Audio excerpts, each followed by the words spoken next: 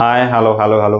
তোমাদের সবাইকে কনগ্রাচুলেশন, তোমাদের 10th প্লাস 12 দুটোরই রেজাল্ট বেরিয়ে গেছে। তো আমি আজকে যেটা বলবো যে 10th প্লাস স্টুডেন্টদের জন্য, তো তোমাদের কনগ্রাচুলেশন, তোমাদের অনেকেরই খুব ভালো রেজাল্ট হয়েছে। এবং যাদের ঠিকঠাক আশানুরূপ রেজাল্ট হয়নি, তো তাদের জন্য বলবো ভেঙে পড়ো না তোমরা, কেননা এটাই কিন্তু এন্ড নয়। ঠিক আছে, 10th-এর রেজাল্ট অবভিয়াসলি জীবনের প্রথম বোর্ড এক্সাম, তো এটা অবভিয়াসলি একটা খুব মানে নিজেদের কাছে একটা খুব ভালো জিনিস। বাট তবু আমি বলবো যে এই 10th-এর রেজাল্টের উপরে বেস করে তোমরা কোনো কিছুই আজকের দিনে কোনো কিছুই ডিপেন্ড করে না।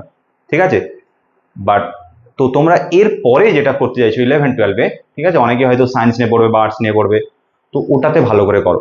ঠিক আছে, আর একটা জিনিস বলবো, যারা 10th-এ খুব ভালো রেজাল্ট করেছো তারা এটুকু ভাবতে পারো যে 10th-এ ভালো হয়েছে, তো 11th-এ কিছুদিনের জন্য একটু ঘুরে টুরে নিই, তারপরে শুরু করবো।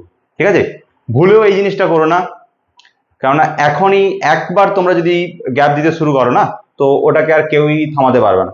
ঠিক আছে, ওই রেজাল্ট আপ টু 10 পর্যন্ত ইটস ওকে, গুড। যা মার্কশিট পেয়েছো ওটা ব্যাগের মধ্যে রেখে দাও, এখন আর কোনো কাজে লাগবে না। নাও নেক্সট টার্গেট ইওর 12। ঠিক আছে, যে ওই রেজাল্টের উপরে বেস করে কিছুই হবে না, আর একদমই ফাঁকিবাজি দেওয়া চলবে না। এখন এখন আবার পুনরায় পড়াশোনা শুরু করতে হবে, তার মানে এই নয় যে সবসময় পড়তে হবে। ঠিক আছে, অবভিয়াসলি লাইফে এনজয়মেন্ট দরকার, তোমরা খেলবে, সবকিছুই থাকবে, কিন্তু তার সাথেও কোনোভাবে ফাঁকি দেওয়া চলবে না। ক্লিয়ার? তো এখনই আবার পড়া শুরু করো। ঠিক আছে, নেক্সট তোমাদের টার্গেট ডিসাইড করো যে 12-এর পরে কি করবে, আইদার ইঞ্জিনিয়ারিং বা মেডিকেল, বা কেউ হয়তো রিসার্চ লাইনে যেতে পারো, বা কেউ টিচিং প্রফেশনে আসতে চাইছো, তো সবকিছুই রয়েছে। কেউ ল নিয়ে পড়তে চাইছো, তো তার জন্য 11-12-এর বেসটা খুব খুব খুব জরুরি এবং খুব ভালোভাবেই দরকার। তো সেই জন্যই বারবার বলছি তোমাদের, সিনিয়র হিসাবে ভাবতে পারো।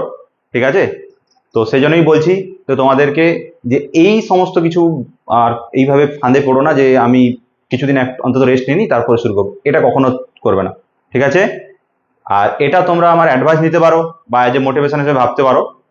ঠিক আছে, তো তোমরা ভালো করে করো। বেস্ট অফ লাক যাদের খুব ভালো রেজাল্ট হয়েছে, এবং যাদের খারাপ সেই রকম আশার হয়নি, তো তোমাদের একটাই কথা বলবো, past is past, now future is challenge. এইটুকু একটা কথা মাথায় রেখো।